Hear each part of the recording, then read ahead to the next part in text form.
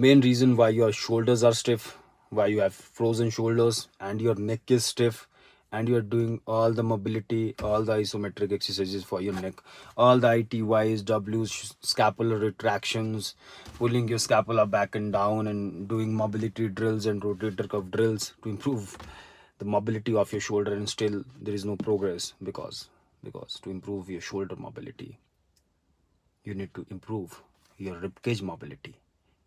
And the solution is breathing. The solution is internal pressure management. मैंने एक course किया था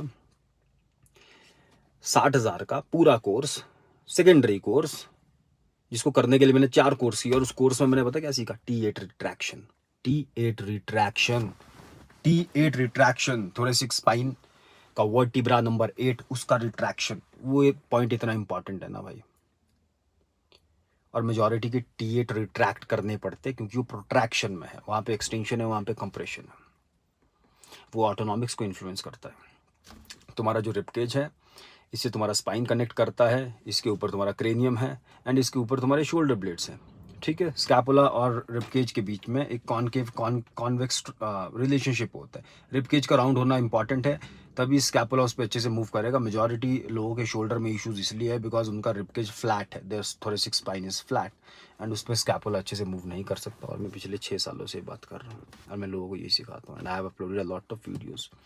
you can see my profile, तुम मेरे यूट्यूब पे जा सकते हो। You can see how to breathe through your diaphragm, and belly breathing is not diaphragmatic breathing. Diaphragmatic breathing means expansion of the rib cage as well. So you need to expand your rib cage through your diaphragm and expand specific areas so that तुम ये concave convex relationship को establish कर सको, and then you'll feel very mobile. तुम्हारा shoulder flexion इससे improve होएगा, तुम्हारा neck का range of motion इससे improve होएगा, ठीक है।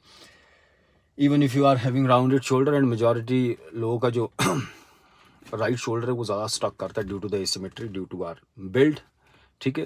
Majority of the people have this right chest wall जो ज़्यादा फूलता नहीं है, उसकी वजह से उनका राइट एसियम टाइट होता है, and it will restrict your neck rotation to the left side. तो आप चेक करोगे तो लेफ्ट पे गर्दन इजीली नहीं जाएगा, राइट पे जाएगा, ठीक है। तो ऐसी बहुत सारी चीज़ें हैं जिस पे तुमको काम करना चाहिए और जिस पे काम नहीं किया जाता, and you are doing all these ITYs, Ws, and even तुम हिप के लिए भी जो ये 90-90 के रोटेशंस करते हो उससे कुछ होता नहीं है अनलेस तुम क्लोज चेन बायोमैकेनिक्स अपने सही करो।